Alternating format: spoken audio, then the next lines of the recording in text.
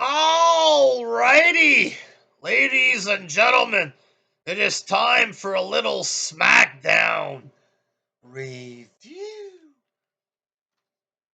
A decent little show this week, folks. There, some good old wrestling. Brock Lesnar kicked off the show there. Brock with charisma, folks, cutting decent promos. Years and years we thought Brock couldn't talk, you know what I mean? Not only is he genetically and athletically superior, but turns out he can talk as well, folks. A bonus. I mean, um, never fails to impress Brock Lesnar, folks. He was pissed off that he was attacked at the big MSG house show. They showed cool footage of this there Roman beating him up on the steel steps and stuff. Acknowledge me with the belts there. Brock was pissed off about this. He said you drew blood. Nobody draws first blood from Brock Lesnar or whatever. And he said he was there for blood. He wanted to make Roman bleed or whatever. Heyman comes out. He says Roman Reigns not there tonight or whatever. He says it's for Brock's own protection. Brock says if Roman's not there, who's going to protect you? And then he starts chasing Paul Heyman there. Heyman reacting or whatever, running in the back. There was security guards. Stop him or whatever. And the guards, they slowed down Lesnar just enough for Heyman to get away in the car there. Brock was chasing the car. Some good stuff or whatever. Good shit there. I enjoyed it, folks. Wrestling 101 there. First match, Sheamus and Ridge Holland defeated Big E and Kofi Kingston.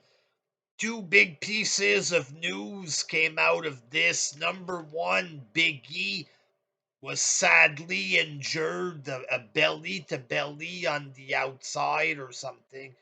Broke his neck.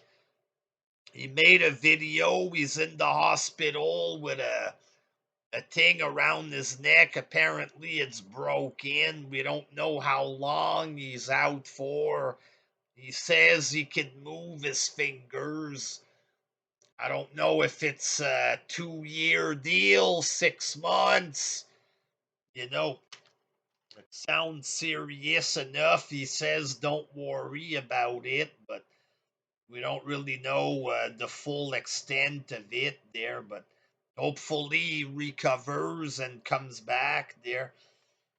Um, Another big piece of news there, Sheamus and Ridge Holland, they had help in this match due to outside interference from a newcomer, Butch, ladies and gentlemen, formerly known as Pete Dunne there. So Pete Dunne, little British guy or whatever, they changed his name simply to Butch.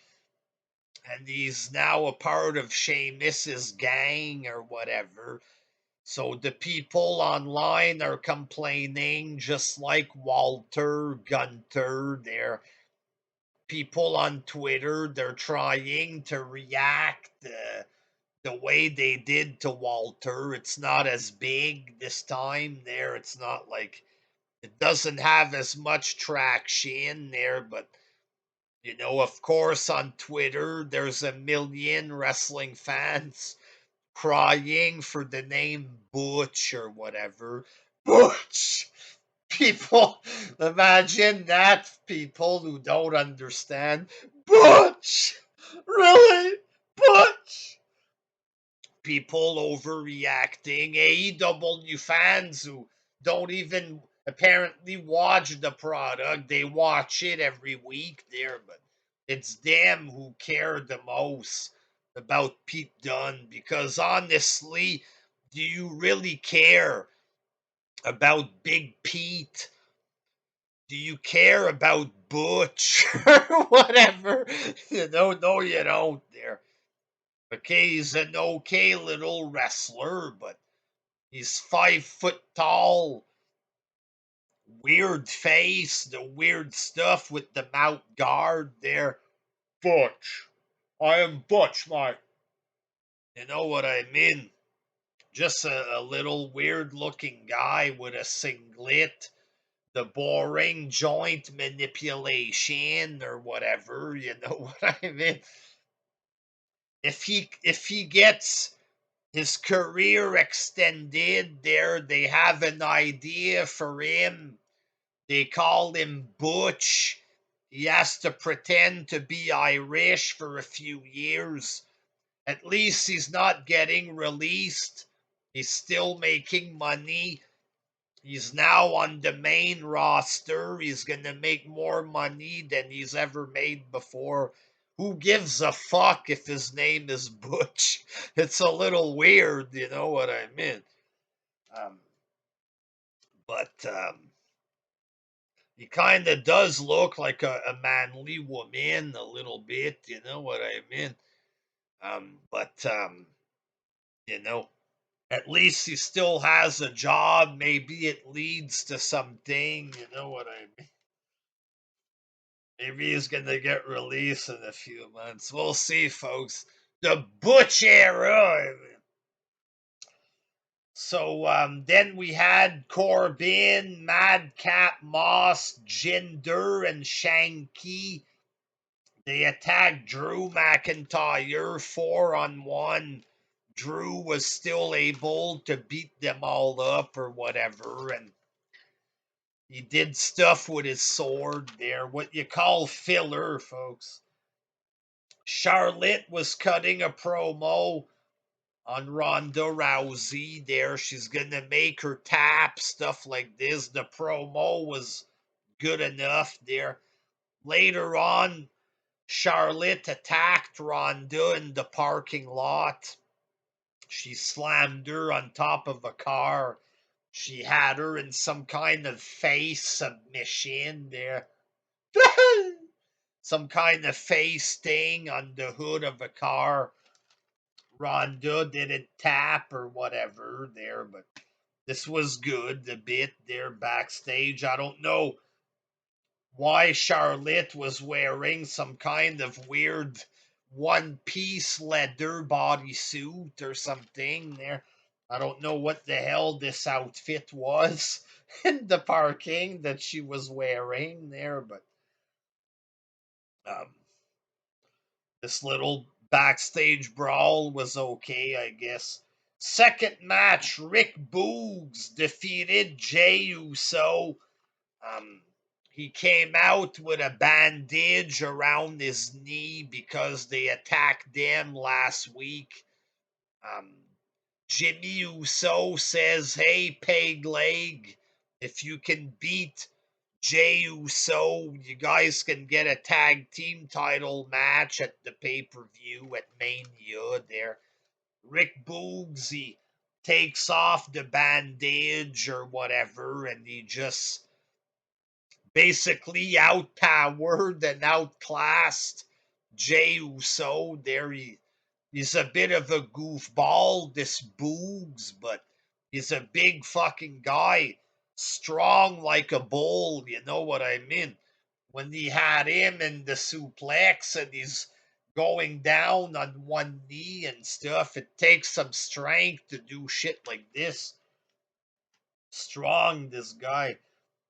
So Rick Boogs wins the match. So there's the Smackdown tag team match at WrestleMania. After the match, Jimmy Uso with the guitar that looked like behind the head almost there. Bang! With the guitar. Nice guitar shot there. The Usos were entertaining this week, I thought. Third match, Sasha and Naomi defeated Natalya and Shayna Baszler. You had Carmella on the outside there, just throwaway filler there, but it's expected you get some filler on the wrestling show, obviously, there, and it's to promote the tag team match at Mania, so it did its job, I guess. Match wasn't good there, but Pat McAfee was on commentary before the main event. Austin Theory comes out. They get into a brawl. Theory smacks him. McAfee on top of the table jumps on Austin Theory, gets some shots in, and this looked like a good, intense little brawl or whatever. He did a good job here. Both of them there. It kind of felt a bit like a real scuffle slash fight or whatever there. So good job here to promote the match. And in the main event, Ricochet defeated Sami Zayn there. Little rematch for the Intercontinental title. An okay little match. Overall, I thought this was a good show there. Brock was good. Charlotte and Ronda. What else did we have here? There, Pat McAfee. The main event was decent. You had a bit of filler there, but overall, some strong segments towards heading into WrestleMania. There's some decent wrestling. Overall, a good show there. It's sad what happened to Big E, you know what I mean? Hopefully he gets better soon enough there. I thought this was a good show. I'll give it a 7.25 out of 10. Why not, folks? Way better than AEW, folks. Way better there. And this is coming from a fan of pro wrestling. I'm not biased, folks. Smackdown a million times better than Dynamite there. You know what I mean? So there you have it, folks. 7.25 out of 10. Decent build up towards Mania there. I'm excited, folks. It's fun right now to be a wrestling fan. Except when you watch AEW, then it's a little weird and stuff. The fans, AEW fans there, but Mania, the build up and stuff. I'm having a good time. Having fun.